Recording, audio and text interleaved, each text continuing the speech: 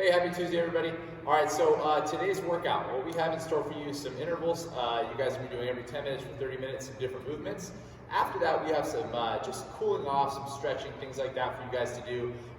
Today's kind of the main component is that 30-minute time frame, and we really want to focus specifically on that and just kind of shorten up the day a little bit. Again, we did a lot of bodybuilding yesterday, kind of a shorter Metcon today. We're going to have a longer workout with some stretching after, get you guys feeling recovered, get you guys feeling good. So warm up today though, you guys can go through 3 total rounds. You're gonna start off with 30 seconds of inchworm to cobra, or inchworm to push-up I should say. So just coming down, walking those hands all the way out into a plank.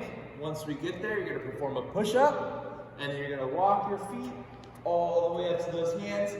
I know we've been doing a lot of inchworm to cobra or inchworm push-up, things like that, guys, but it's a great way to just maximize those hamstrings, get into those hips, hamstrings, glutes, even your low back.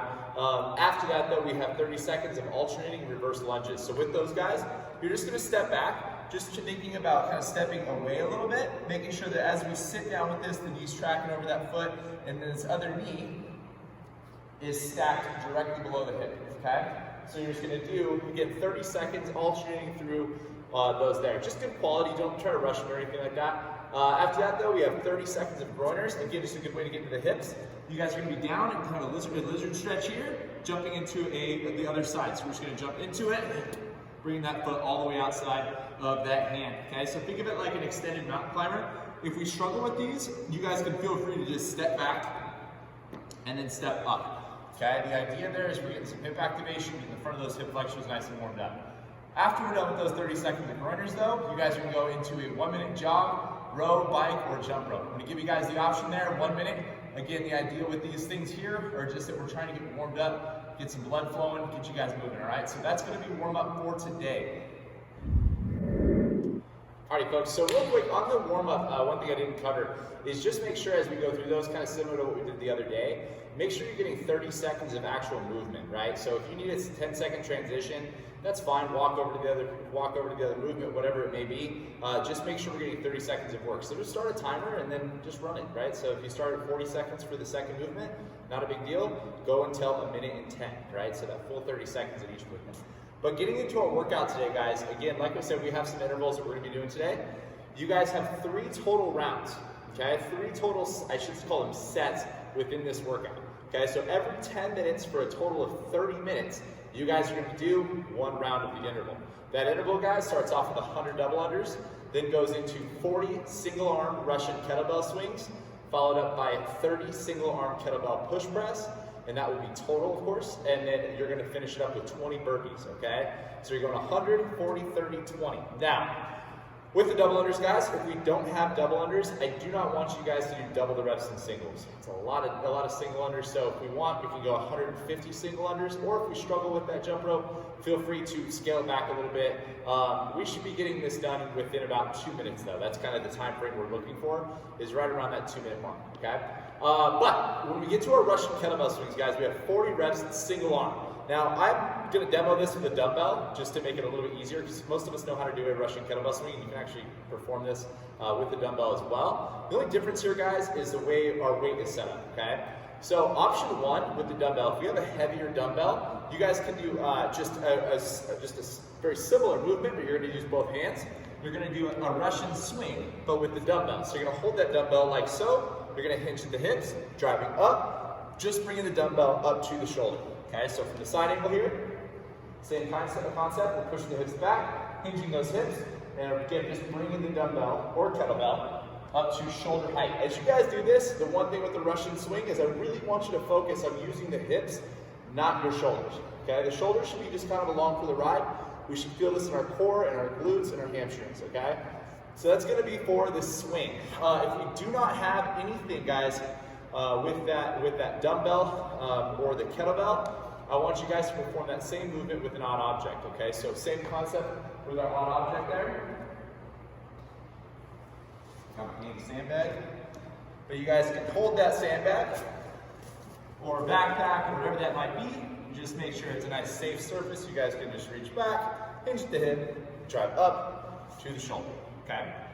Now, with the jump rope, guys, I know it's kind of looping back to that. With our jump rope, you're just gonna do 100, foot taps alternating. So you'll have your dumbbell set up. If we don't have a dumbbell, you can utilize your odd object. I'll just utilize odd object right now. So we're just gonna start off with 1 foot up, and you're just gonna flip flop back and forth for 100 reps. You go 1, 2, 3, 4, so on and so forth for a total of 100, okay? Now, getting into our push press. Obviously with the sandbag or odd object, you're gonna use 2 hands, bringing the odd object up and overhead. As we do this, guys, really focus on using those legs. When we're here, we wanna dip down, keeping that chest tall. Weight stays back in the heels, chest stays nice and upright. I'm driving straight up and then finishing with that head through, making sure the arms are locked out overhead, okay? So with the single arm dumbbell or kettlebell, you guys will have that dumbbell set up. Just bring it up to the shoulder here. Just make sure, same concept, brace that core, dip down, chest stays tall, drive up, finish with that dumbbell, nice and close to the ear, up and overhead, okay? So same thing would apply with the kettlebell, guys.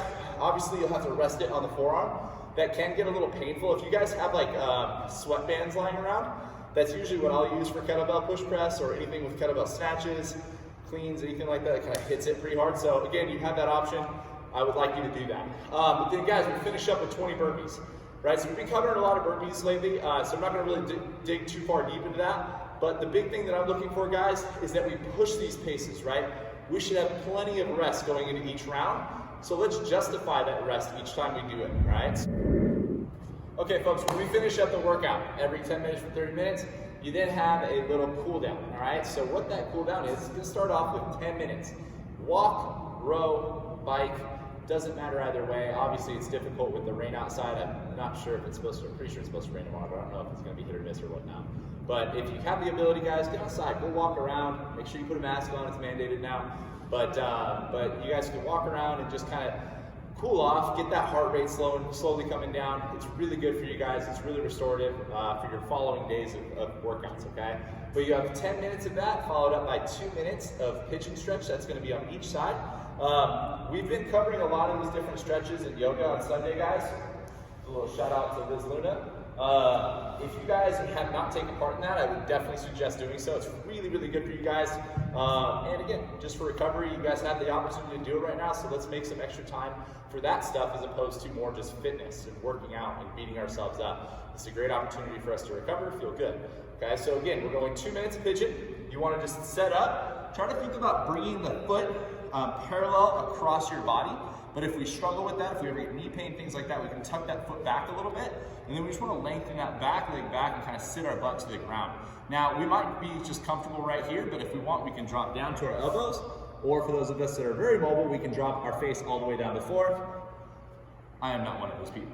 Okay, so you're gonna do 2 minutes on each side of that. 1 minute of Samson stretch on each side after that. So we're gonna jump up once we have both sides completed.